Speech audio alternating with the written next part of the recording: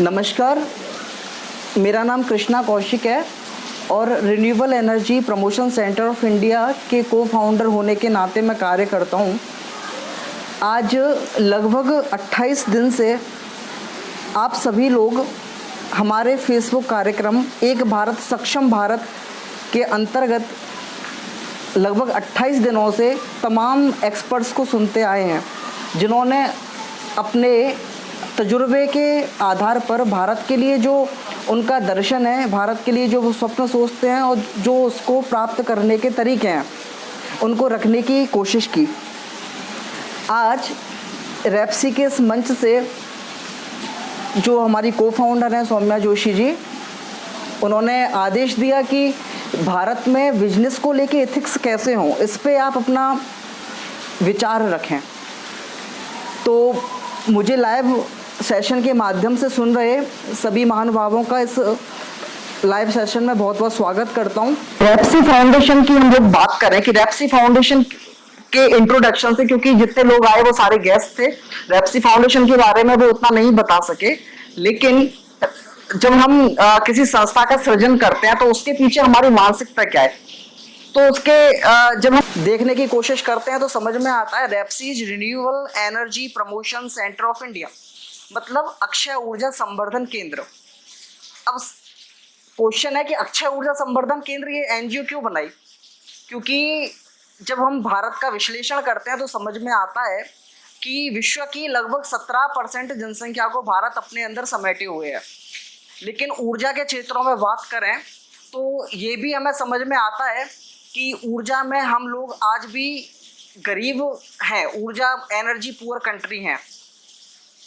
Climate का एक अलग प्रभाव हम पे वैसे ही है, तो क्लाइमेट को सही रखते हुए ऊर्जा संसाधनों की पूर्ति कैसे करें, तो निश्चित अक्षय ऊर्जा सोर्सों से वो हम कर सकते हैं। तो इसलिए इस एनजीओ का नाम ये अखिल भारत के विकास को प्रतिबद्ध एनजीओ, जिसका रास्ता ऊर्जा के माध्यम से जाता है, हमने रिन्यूएबल एनर्जी के प्रमोशन सेंटर ऑफ इंडिया के नाम से इस एनजीओ को बनाया। आज जो मुझे टॉपिक दिया गया है कि business ethical practices and nationalism in business for self reliant India. तो सबसे पहले तो हम बात करते हैं कि सेल्फ रिलायंट इंडिया की हम बातें क्यों कर रहे हैं। आपको विदित होगा कि ये जो हमने इसका जो लाइव सेशन की जो श्रृंखला बनाई, 30 दिन का जो लाइव सेशन रखा, इसकी हमने थीम रखी एक भारत सक्षम भारत। तो आपको पता लगेगा कि एक भारत सक्षम भारत क्यों रखी, क्योंकि आदरणीय प्रधानमंत्री जी एक बात कहते हैं कि एक भारत श्रेष्ठ भारत। तो हमारा व्यक्तिगत रूप से मानना है कि यदि श्रेष्ठ भारत की कल्पना करते हैं हम, तो श्रेष्ठ भारत के लिए जो हमारा जो टेंजेंट होता है वो हमारा सक्षम भारत के थ्रू जाता है। जब हम सक्षम होंगे तब हम श्रेष्ठ हो सकते हैं। तो उस मूल को खोजते हुए हमने सक्षम भारत को हम प्राप्त कर सकें, इस उद्देश्य से रेप्सी फाउंडेशन की स्थापना की, और आप सबके सहयोग से हम उस पथ पर निरंतर चल रहे हैं। तो आज क्योंकि फैमिली बैकग्राउंड व्यावसायिक नहीं है, बिजनेस बैकग्राउंड नहीं रहा, लेकिन देश के लिए कुछ करना है, इस भाव से ये कार्य सारे शुरू करें और अंतिम श्वास तक देश राष्ट्र के लिए ही खुद को खपा दें। इस प्रकार की प्रवृत्ति को आत्मसात करके हम लोग आगे बढ़े हैं और बढ़ रहे हैं। तो अब विषय पर आते हैं। तो मैं केवल इतना जानता हूं कि यश, वैभव, संपत्ति, कीर्ति, व्यापार ये कहाँ होता है और कहाँ नहीं होता, क्योंकि इसके संदर्भ में मैंने एक बड़ी रोचक कहानी सुनी है और आपने भी सुनी हुई होगी। क्योंकि छोटी छोटी कहानियों के माध्यम से बड़े बड़े ज्ञानों को दिमाग में बिठा देना भारत की पुरानी प्रचलित पद्धति रही है। चाहे वो दादी हो, चाहे वो नानी हो, वो कहानियों के माध्यम से लोगों को उन रहस्यों को, उन ज्ञान को उनके दिमाग में स्थित करती हैं, जिसको पुराणों ने या वेदों में बड़े चर्चित रूप से वर्णित किया गया है, क्योंकि टेक्निकल भाषा को हर कोई नहीं समझता है। तो ध्यान में आता है कि क्योंकि आज मुझे बोलने का मौका मिला है, मंच मिला है, तो मैं आज बताना चाहूँगा कि हिरण्यकश्यपु नाम का एक राक्षस था और अपनी आतताई प्रवृत्ति के कारण पूरे पृथ्वी पर त्राही त्राही मचाता था कि अधर्म की किसी भी रूप में स्थापना हो सके। उसका एक पुत्र था प्रहलाद, ईश्वर में बड़ा आस्तिक, बड़ी तपस्या, बड़ी पूजा में संलग्न रहता था, तो उसको उससे उसकी पूजा को नष्ट करवाने के लिए कि किस प्रकार उसकी पूजा को, जो विष्णु भगवान की पूजा है, उसको नष्ट करवाया जाए, तो उसको मारने के ही प्रयास उसके पिता ने करे। लेकिन भगवान की कृपा से वो उसको मारने में तो सफल नहीं हुआ, अपितु भगवान ने उसकी क्षण क्षण पे रक्षा करी और अंतोगत्वा नरसिंह रूप धारण करके भगवान ने उस अदम्य राक्षस का अंत किया। अब जब उसका अंत हो गया, अंत होने के बाद में जो वहां की सत्ता थी, जो राज्य था, वो प्रहलाद को ही दिया और उसी को सिंहासन पर बिठा दिया कि बेटा अब तुम राज्य करो पिता की जगह पे, क्योंकि हम धर्म का की संस्थापना करना चाहता था, धर्म ही है मेरे सामने, तो तुम राज्य करो। उसके बाद में इंद्र, जो राक्षस और देवते, उनमें शुरू से ही हमेशा लड़ाई रही है, तो इंद्र को ये भ्रांति थी कि जब इस राज्य को नरसिंह भगवान इसको हिरण्यकश्यप का वध कर देंगे तो इस राज्य को देवताओं को दे देंगे, लेकिन ऐसा हुआ नहीं।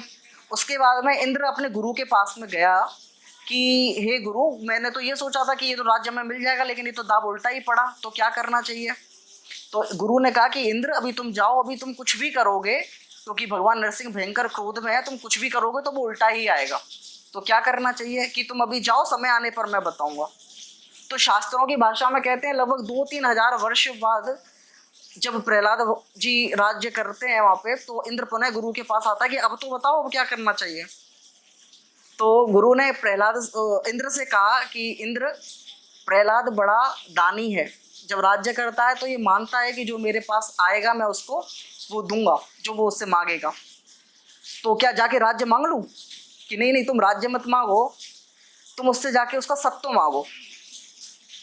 इंद्र ने कहा ठीक है मैं जाता हूँ। इंद्र वेश बदलकर प्रहलाद के पास पहुंचा कि मैं आपसे याचना करने आया हूँ, याचक बन के आया हूँ, और मुझे आप संकल्पबद्ध होके कहो कि जो मैं मांगूंगा वो आप दोगे। तो प्रहलाद ने कहा कि नहीं, ये तो मेरा व्रत है ही कि जो मेरे पास आएगा मैं उसको दूंगा ही, और मैं जानता हूँ कि तुम इंद्र हो और वेश बदल कर आए हो, और निश्चित ही तुम्हारे मन में कोई दाव है और उस दाव को पूर्ति तुम करना चाहते हो, लेकिन मेरा भी व्रत है और तुम निश्चिंत रहो। तो प्रहलाद जी ने जल हाथ में लेके संकल्प किया कि जो तुम मांगोगे मैं तुम्हें दूंगा। तो इंद्र ने कहा कि तुम मुझे अपना सत्व दे दो, कि प्रहलाद जी ने कहा ठीक है मैं तुझे अपना सत्व देता हूँ। तो प्रहलाद जी के शरीर से एक आकृति निकलती है, आकृति निकल के इंद्र के पास जाती है, तो प्रहलाद जी मानते हैं कि ये मेरा सत्व था और ये इंद्र पे चला गया। लेकिन थोड़ी देर बाद फिर एक आकृति निकलती है, पुरुषाकृति, वो फिर इंद्र के शरीर में जाने लगती है। प्रहलाद जी पूछते हैं उससे कि तुम कौन हो? तो आकृति कहती है कि मैं आपका बल हूँ, जहाँ पे तेज हो, जहाँ पे सत्व होता है मैं वहीं पे होता हूँ, इसलिए आपने सत्व इसको दे दिया तो मैं भी इसके साथ जा रहा हूँ। उसके बाद में पुनः एक आकृति निकलती है, वो जाने लगती है। प्रहलाद जी कहते हैं ठहरो, तुम कौन हो? तो वो बोलता है मैं आपका तेज हूँ, आपने सब जब सत्व का और बल का ही दान कर दिया तो मैं इन दोनों के साथ ही रहता हूँ, तो मैं भी इनके पास जा रहा हूँ। तो वो भी उसमें इंद्र में चला गया। उसके बाद में एक महिला की आकृति उनके शरीर से निकलती है। प्रहलाद जी घबरा जाते हैं कि मेरे शरीर में महिला का वास कैसे था। तो उन्होंने कहा हे माते आप कौन है? तो उन्होंने कहा कि प्रहलाद मैं तुम्हारा वैभव लक्ष्मी हूँ, जहाँ पे सत्व तेज और बल होते हैं मैं वहीं पे निवास करती हूँ, इसलिए मैं भी जा रही हूँ। तो इस प्रकार सत्व का जब हरण इंद्र ने चाल से चाहे किसी भी रूप में चाहे संकल्प करवा के करा, तो प्रहलाद जी का जो सारा धर्म था वो सब कुछ इंद्र के पास चला गया। भारत ने लगभग 1100-1200 वर्षों से अनंत युद्ध झेले हैं, और लगभग 500-600 वर्षों से जो युद्ध हुए वो तो कुछ ऐसे युद्ध थे जो भारत की संस्कृति को मिटाने को ही हुए। लेकिन फिर भी इतने युद्धों को करता हुआ, तमाम आतताइयों के द्वारा लुटता हुआ भी भारत पुनः एक तरोताजा भारत होकर उठ खड़ा होता था, और उस समय के तत्कालीन शीर्ष 5 देशों में जीडीपी में रहता था। तो जब अंग्रेजों को पता लगा कि भारत इतना सक्षम है और हमें तो भारत की संपदा का उपभोग करना है, भारत को लूटना है, तो हमें क्या करना चाहिए? तो अंग्रेजों ने कहा कि भारत में कुछ तो ऐसा है जिसकी वजह से वो भारत पुनः जागृत हो जाता है, पुनः जागरण हो जाता है। तो उन्होंने भारत के उन्होंने जब अध्ययन करा तो उन्होंने पता लगा कि भारत का एक धर्म है, वो उसका तत्व, उसको हरण कर लो तो भारत टूट जाएगा। तो उन्होंने भारत के सत्व का हरण करना शुरू करा। आप उस टाइम की धर्मपाल जी की पुस्तक पढ़ेंगे तो आपको पता लगेगा कि भारत को लूटने से पहले इंग्लैंड की स्थिति क्या थी और भारत को लूटने के बाद में इंग्लैंड की स्थिति क्या हुई है। जिस औद्योगिक क्रांति को सामाजिक विज्ञान की किताब में बड़े गर्व के साथ पढ़ाया जाता है, वो भारत के लूटे हुए पैसे से ही हुई थी। तो हम तब भी श्रेष्ठ थे, हम आज भी श्रेष्ठ हैं। भारतीयता तब भी सर्वप्रथम थी, आज भी सर्वप्रथम है। लेकिन फर्क ये पड़ा कि सर्वप्रथम होने की जो परिभाषा थी उसको ही बदल दिया गया। तो इसकी वजह से हमको एक अनुभूति होती है कि हम सर्वश्रेष्ठ नहीं है। क्योंकि अब देखो, आज आप कहीं भी जाओ, अब विदेश में जाओगे तो भारतीय डॉक्टर चाहिए, शिक्षक चाहिए तो भारतीय चाहिए, वैज्ञानिक चाहिए तो भारतीय चाहिए, सब भारतीय चाहिए। भारतीय क्यों चाहिए? क्योंकि भारतीयों के अंदर एक सत्व रूप विद्यमान है और वो सब समझते हैं कि ये मानवता के पुजारी हैं। एक ऋग्वेद की बहुत प्यारा श्लोक है कि आनो भद्रा कृतवो यंतु विश्वतव, कि विश्व में जो भी कुछ मंगलकारी है, जो भी अच्छे विचार हैं, वो सब हमारे मस्तिष्क में आए।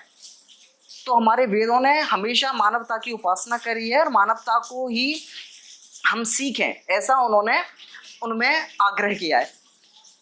हुआ कि तमाम चीज़ें होने लगी, वैज्ञानिक अनुसंधान बढ़ने लगे, सारी चीज़ें होने लगी।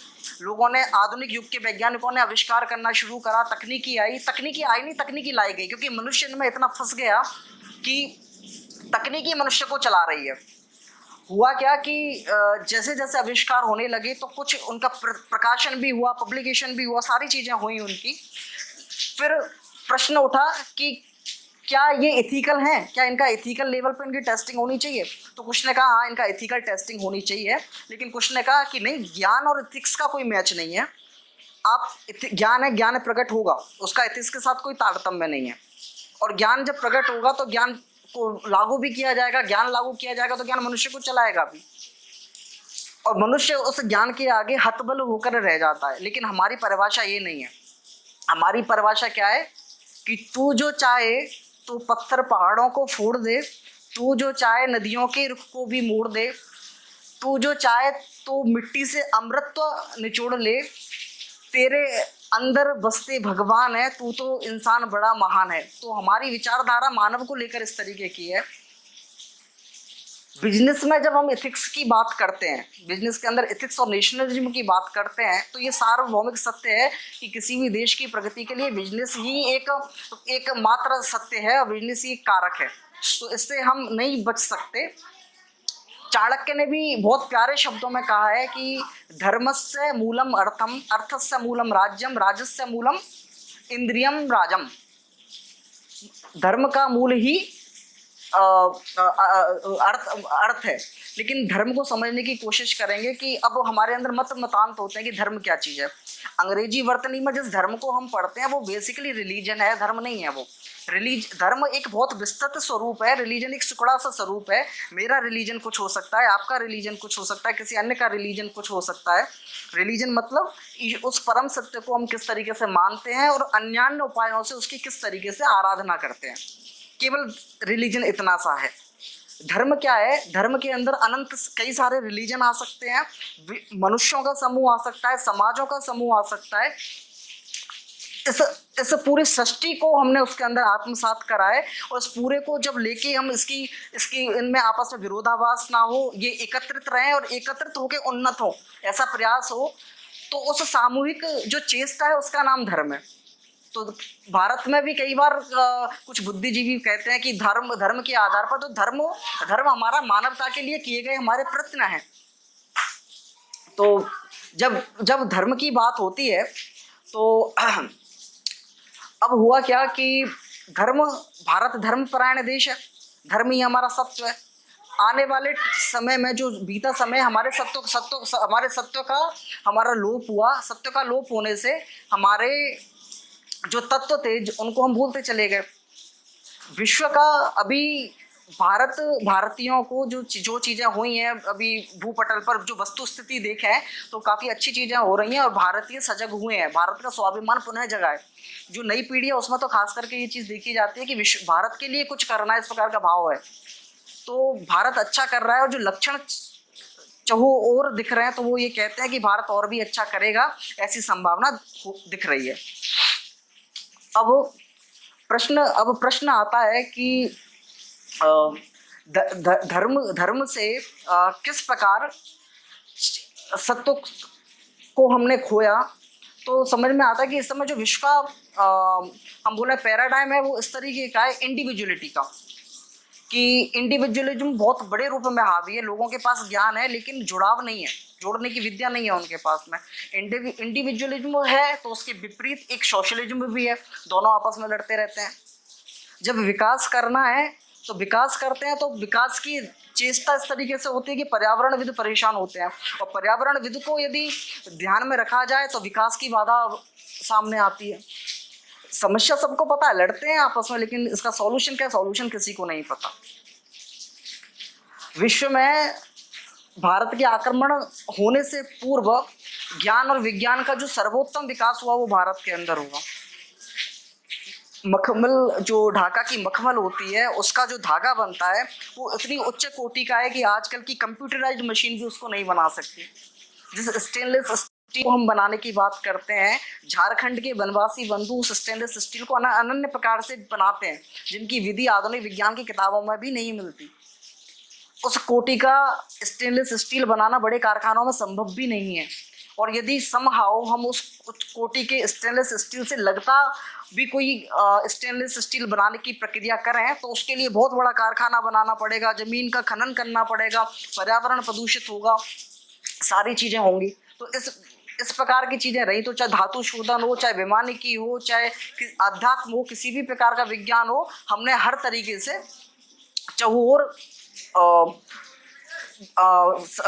प्रगति की। लेकिन आज हमारी स्थिति ऐसी क्यों हो गई, हुआ क्या ऐसा? क्योंकि विवेकानंद जी ने कहा था कि जब तक भारत के अंदर धर्म वही जिसका मैंने विस्तृत चर्चा करी, कि जब तक भारत के अंदर धर्म का लेश, भारत के अंदर लेश मात्र भी है, तब तक भारत को कोई भी नष्ट नहीं कर सकता। लेकिन उन्होंने साथ में ये भी कहा कि यदि किसी भी रूप में भारत के धर्म का लोप हो गया, भारत के धर्म का लोप हो गया, तो किसी के अंदर ये शक्ति भी नहीं है कि भारत की रक्षा कर सके। तो कहा जाता है कि धर्मस्य मूलम अर्थम। जो ये पवित्र भूमि है, सुजल सुफल सुमलय शीतल भूमि है, अफगानिस्तान के पश्चिम से लेके बर्मा के पूर्व तक, और तिब्बत के चीनी ढलान से लेके श्रीलंका के दक्षिण तक पूर्ण रूप से सक्षम समर्थ थी, किसी प्रकार की कोई कमी नहीं थी। लेकिन और उस कंडीशन में क्या होता था कि जब अर्थ रूप से हम सक्षम थे तो धर्म भी अच्छी तरीके से पल्लवित हो रहा था, धर्म पल्लवित हो रहा था। तो उस कड़ी में हमने अध्यात्म का सिरमौर विकास करा, हम अध्यात्म के शीर्ष तक गए। लेकिन बाद में ऐसा क्या हुआ कि हम बिल्कुल खत्म होते चले गए, क्योंकि हमने हमारे सत्व को नष्ट करा, और सत्व को नष्ट करने का सबसे बड़ा जो कारण रहा वो रहा ब्रिटिशर्स के द्वारा हमारे ऊपर थोपा गया अपना सोफिस्टिकेशन वाला ज्ञान कि यही श्रेष्ठ है और हम इनसे दोयम दर्जे के हैं। लेकिन ऐसा नहीं है।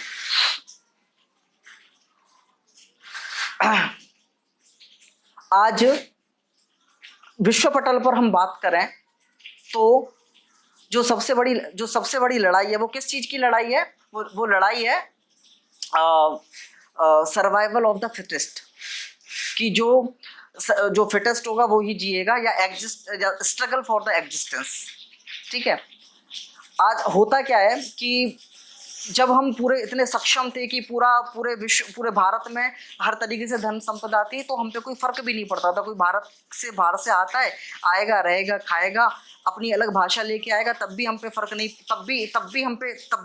नहीं पड़ता, क्योंकि हमारे देश में पहले इतनी भाषा विविधता वाले लोग रहते हैं।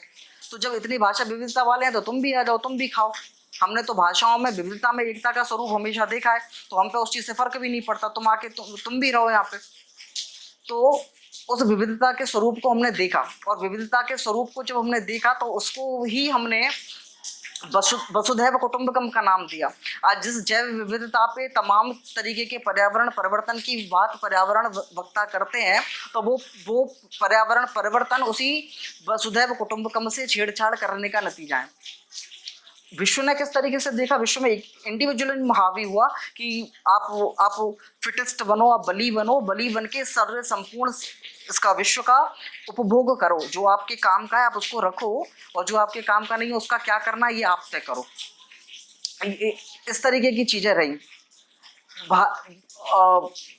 जब भारत का व्यापारी कोई व्यापार करता है तो वो उसको धर्म समझ के करता है।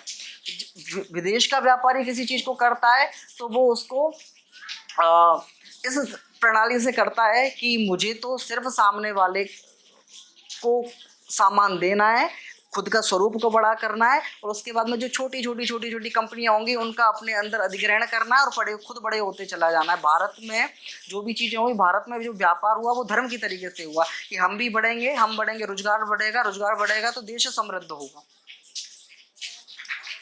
जब सर्वाइवल ऑफ द फिटेस्ट की बात होती है, तो जब सर्वाइवल ऑफ द फिटेस्ट की बात है तो इसका मतलब तो ये हुआ कि जिस चीज में आप इसको करोगे वो एक तरीके से युद्ध हो गया। चाहे व्यापार में आप करोगे तो व्यापार एक युद्ध हो गया, और युद्ध में तो कहा जाता है कि everything is fair in love and war. हमारे यहाँ पे ये परिभाषा नहीं है। हमारे यहाँ पे ये मान के चलते हैं कि जो शांति मिलती है वो अंदर मिलती है, अंदर से हम सब एक जैसे हैं, और एक जैसे होने की वजह से ये हम सब एक कुटुंब भी हैं, और इसी वजह से वसुधैव कुटुंबकम की नीति है हमारे यहाँ पे।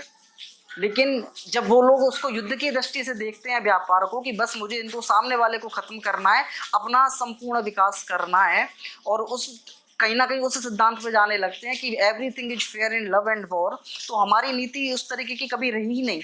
हमारी नीति है कि fair is fair and unfair is unfair, B it love और वॉर।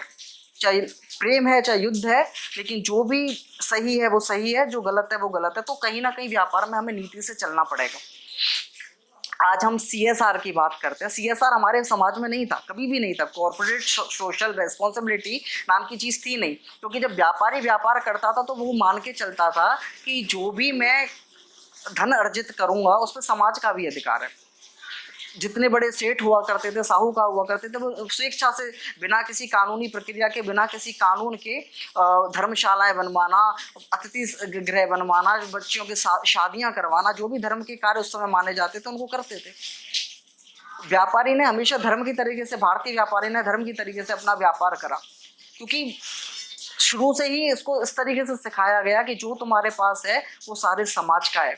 आज हमारे घर पे जब कोई भिखारी आता है, चाहे हम उसको 1 रुपया दें, चाहे हम उसको एक मुट्ठी अनाज दें, लेकिन देता कौन है घर में से? देने की जिम्मेदारी बनती है घर के सबसे छोटे बच्चे की। और उसको क्यों बनती है? क्योंकि उसको पता लगे कि घर में जितना भी अन्न धन है वो केवल हमारा नहीं है, उस पर सब समाज का अधिकार है। तो पहले टाइम में जो व्यापारी हुआ करते थे बिल्कुल गरीबों की तरह रहा करते थे। आधुनिक युग में इस तरीके की चीज़ संभव नहीं है। क्यों संभव नहीं है? तो लोग प्रश्न करते हैं क्या हमें गरीब रहना चाहिए कि नहीं? गरीब नहीं रहना चाहिए, इतना कमाना चाहिए और सात्विक तरीकों से अथक परिश्रम करके विश्व को कल्याण के लिए, देश को समृद्ध करने के लिए कमाना चाहिए कि उसको कमाने में दोनों हाथ कम पड़ जाएं, लेकिन उसको कमाने के साथ में उसको 100 हाथों से दान भी करना चाहिए। कुछ मूलभूत आवश्यकताएं हैं, जैसे भोजन हुआ, स्वास्थ्य हुआ, शिक्षाएं हुई, अतिथि सत्कार हुआ, इनके लिए धन निकालना आपका उस कमाए हुए धन में से ये आपका पहला कर्तव्य है। लेकिन जो बचा हुआ धन है उसको लग्जरीनेस के लिए यूज करना एक कहीं ना कहीं थोड़ा सही नहीं है, क्योंकि लग्जरीनेस जाने से जब इंसान की दशा बदलती है तो कई बार दिशा भी बदल जाती है। वो ऐसा ना हो, इसलिए उनसे बचना चाहिए। और कभी कभी होता है कि लग्जरीनेस से नहीं बच सकते तो उसमें से निकल जाओ, लेकिन मस्तिष्क तक उसको मत पहुंचने दो कि उस चीज़ की आदत पड़ जाए। हमारे जो व्यापारी हुए उन्होंने उद्योग क्यों खड़े करे? जमशेद जी टाटा की हम बात करें तो मैं ऐसा फौलाद बनाऊंगा जो अंग्रेजों के संदूकों पे ताले लगा देगा। इस उद्देश्य से उन्होंने टाटा ग्रुप की स्थापना करी और वो जमशेदपुर बन गया। चिदम्बरम पिल्लई, जिनको लगता था कि भारत में यदि स्वरोजगार होगा तो अंग्रेजों के टाइम पे तो उससे भारत की एक समग्र विकास होगा, इस उद्देश्य से उन्होंने अपनी सारी जमीन स्वदेशी उद्योगों के लिए दे दी। और अंग्रेजों को जब पता लगा कि समग्र ये स्वदेशी आंदोलन करके और हमको भगाने की साजिश में है, तो उनका सारा पैसा जब्त कर लिया और गरीबी की हालत में वो मरे। तो हमारा जो समाज है वो इस तरीके का समाज है। अब ये सारी एथिक्स की ही बात है। अभी हम बात करें तो समझ में आता है कि हमारे पास पूंजी क्या है। तो पूंजी की जब बात करें तो समझ में आता है कि उद्यमम उद्यमम एक मैं थोड़ा सा निकल रहा है मेरे दिमाग से, संस्कृत का बहुत प्यारा श्लोक है, अभी याद आएगा तो मैं बताऊंगा। तो उससे पता लगता है कि पूंजी को हमारे यहाँ कभी भी धन नहीं समझा गया। आप किसी से बात करोगे कि क्या जो आपके पास धन है वही आपकी पूंजी है, तो वो कहेगा हाँ वही पूंजी है। लेकिन हमारे यहाँ ये कि हमारे यहाँ जो चीज़ें बताई गई उसमें उनको पूंजी समझा ही नहीं गया। पूंजी समझा गया अथक परिश्रम को, उद्यम को, ठीक है, साहस को, भय मुक्त होने को। और क्योंकि ये जब चीज़ें सारे गुण होंगे तो हम लोग पैसे का अर्जन तो हम वैसे ही कर लेंगे, ठीक है। तो अभी जब व्यापार की हम बात करते हैं, आपको कभी संभव हो तो आप एक बार देखना कि जापान किस तरीके से उभरा और एक विश्व की शक्ति बना। तो समझ में आता है कि एक पुस्तक उनके द्वारा लिखी गई थी, द इनक्रेडिबल जापानीज। उस पुस्तक को आप पढ़ो। उस पुस्तक के एंड में 9 मतलब बोले उसको सार दिए गए हैं। उनमें से जो शुरू के 5 सार हैं वो कुछ इस तरीके के हैं कि वो अर्थशास्त्र से किसी भी रूप में संबंध नहीं रखते। जैसे कि उसमें पहला जो सबसे पहला विषय जो बताया गया है वो ये कि जापान क्यों इतना सक्सेसफुल हुआ, क्योंकि जापान के लोग राष्ट्रभक्त थे हैं। दूसरा, जापान के लोग जब कोई उद्यम करते हैं तो जो उस समुदाय के लोग होते हैं, उस उद्यम से जुड़े लोग होते हैं, उस पूरे उद्यम के लोगों को वो एक परिवार समझते हैं। वो हमेशा उद्यम करने के लिए, राष्ट्र की प्रगति के लिए, उद्यम करने के लिए, हर प्रकार के साहस को करने के लिए तत्पर रहते हैं।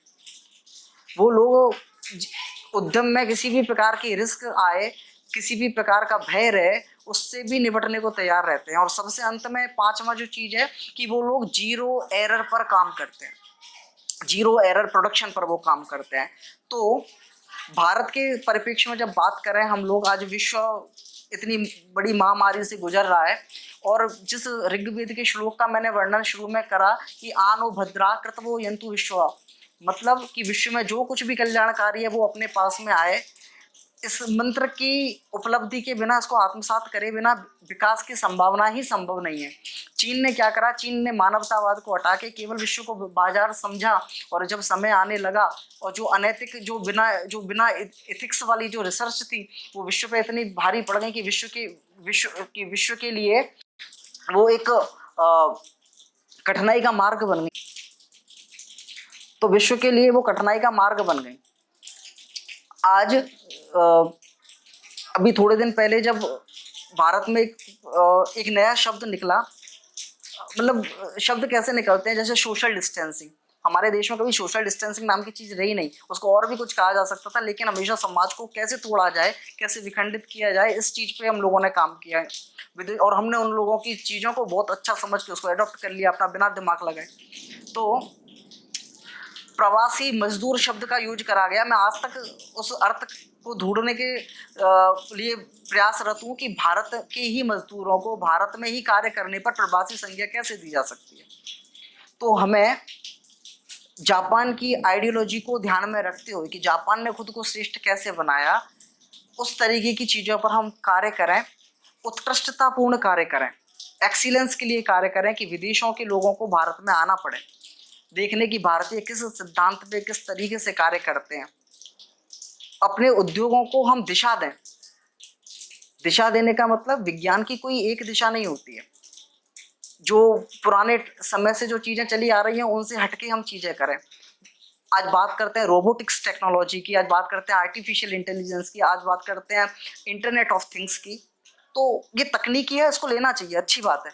लेकिन इनसे पहले, क्योंकि इनसे कहीं ना कहीं जो आपका जो मैन पावर होती है उसको कम करना पड़ता है, क्योंकि मशीनीकरण जब होता है जो मनुष्य को हटाना पड़ता है वहां से। लेकिन नैतिकता को ध्यान में रखते हुए कुछ ऐसी व्यवस्था करें कि इस आधुनिक युग में जो मशीनीकरण हो रहा है उसकी वजह से जो लोग आप पर काफ़ी टाइम से आश्रित जो काफ़ी टाइम से आप जो काफ़ी टाइम से आप पर आश्रित रहे हैं, उनके लिए भी मैं कुछ ना कुछ व्यवस्था ऐसी करूँगा। तो इस तरीके की चीज़ें दिमाग में रखें। भारत अपनी नई पीढ़ी को तैयार करें कि उच्च कोटि का बिजनेस कैसे होता है, उनको व्यापार करना सिखाएं, क्योंकि जब तक व्यापार नहीं होगा देश में औद्योगिकरण ही नहीं होगा, उद्योग लगेंगे ही नहीं, क्योंकि देश को खाने को तो इतना सा चाहिए। जब इतना बनेगा तो वो तो बाहर ही जाएगा, बाहर जाएगा कैसे? जब आपको व्यापार करना आता होगा, लोग आप पे भरोसा करेंगे, लोगों से आप जुड़ पाएंगे, संवाद कर पाएंगे, अपने सत्व को सामूहिक रूप से प्रवाहित कर पाएंगे। तो इस डायरेक्शन में कार्य करने की जरूरत है। दूसरी चीज कि विदेशों में जो इंडिविजुअलिज्म हुआ उसकी वजह से खूब रिसर्च हुई, चीज़ें हुई, लेकिन जितनी भी चीज़ें हुई आज हमारे भारत में लगभग 8,000 वर्षों से खेती होती है, लेकिन उस खेती की वजह से ना तो कभी भूमि बंजर हुई ना भूमि ऊसर हुई। ये यूरोपियन अफ्रीका गए, वहाँ पे इन्होंने 400 साल खेती करी और उस भूमि को ऐसा कर दिया कि आज मैं कानून बनाने पड़ते हैं कि 10 साल आप खेती करो और 10 साल आप खेती मत करो। तो भारत से जो विज्ञान गया वो श्रेष्ठ था। हमने हमेशा वसुधैव कुटुंबकम माना, तो प्रकृति के साथ में तारतम्य बना के चले कि हमारे किसी भी कारण से प्रकृति को नुकसान नहीं होना चाहिए। झारखंड के जो जिन लोगों का मैंने आपको बताया कि वो लोग स्टेनलेस स्टील का उत्पादन करते हैं, तो रौप्य निर्माण की, मतलब चांदी के निर्माण की, सोने के निर्माण की, लोहे के निर्माण की अनेकानेक विधि भारत में रही। जमीन में से खनन करके उसका शोधन नहीं करते थे, और वो प्राकृतिक रूप से जो चीज है उनको भी बनाने का वो कार्य करते थे। तो हम लोग पर्यावरण को ध्यान में रखते हुए चीजें करें। कोरोना की वजह से आज हम इतने समर्थ हुए हैं कि शुद्ध वायुमंडल को हम देख पाते हैं, नदियां हमारी शुद्ध हुई हैं, पर्यावरण शुद्ध हुआ है। हमें पर्यावरणविद बन के हम लोग पेड़ लगाते रहे, उस पेड़ की रक्षा भी ना करें तो वो तत्वहीन है। आज शायद ये कोरोना ना होता तो जो हमारी जनरेशन है उसको बता भी नहीं पाते कि शुद्ध जो साफ आसमान होता है वो ऐसा होता है, शुद्ध नदियां होती हैं तो वो ऐसी होती हैं, एयर इंडेक्स जो इतनी सुधरी है उसको भी हम ना शायद बता पाते। तो इन चीज़ों को हम ध्यान में रखें, समग्रता के लिए कार्य करें, मानवता के लिए कार्य करें। व्यापार देश की प्रगति का साधन है, इस दृष्टि से कार्य करें। मैं व्यापार करूंगा तो देश समृद्ध होगा, लोगों को रोजगार मिलेगा, इस दृष्टि से कार्य करें। जो मजदूर आप पर आश्रित हैं उनको उनका शोषण ना करते हो, क्योंकि वो आपकी सफलता के सबसे बड़े कारक हैं। मजदूर हट जाएंगे आपसे तो आप कुछ नहीं कर सकते हो। तो उनको अच्छी तरीके से ध्यान रखें, मानवतावादी बने, विश्व के कल्याण के लिए चीजें करें, और समग्र ऊर्जा के साधनों का एक नियोजित ढंग से उपयोग करें। अपने फैक्ट्री में, अपने उद्योगों में अक्षय ऊर्जा के साधनों का उपयोग करें, जिससे पर्यावरण को प्रदूषण से मुक्ति मिले। एनर्जी इफिशिएंट मशीनरी का, जैसे एक पहला अंकित जी का सेशन हुआ कि जो प्लांट के अंदर जो इंडक्शन मोटर होती हैं वो सबसे ज़्यादा पावर कंज्यूम करती हैं देश की, तो क्या हम BLDC टेक्नोलॉजी पे जा सकते हैं? क्या जाना चाहिए? तकनीकी या यूज करना चाहिए विश्व को समृद्ध करने के लिए। तो इस प्रकार से मिलकर हम काम करेंगे और समग्र विश्व को समृद्ध करने के लिए, भारत की प्रगति को प्रतिबद्ध होके मिलकर हम एक सूत्र होकर आगे बढ़ेंगे। ऐसी शुभकामनाएं के साथ में, आज थोड़ी तकनीकी समस्या है क्योंकि बारिश है और मेरा वाईफाई नहीं आ रहा, इसकी वजह से ये सेशन थोड़ा छोटा ही हो पाया और थोड़ा विलंब भी हुआ इसको शुरू होने में। उसके लिए क्षमा चाहते हुए मैं अपनी वाणी को विराम देता हूँ, और आप इसी तरीके से जुड़े रहेंगे, इसी तरीके से विश्व के लिए जो लोग प्रयासरत हैं उनको उनके कंधे से कंधा मिलाकर चलेंगे, ऐसी आशा करता हूँ। जय हिंद।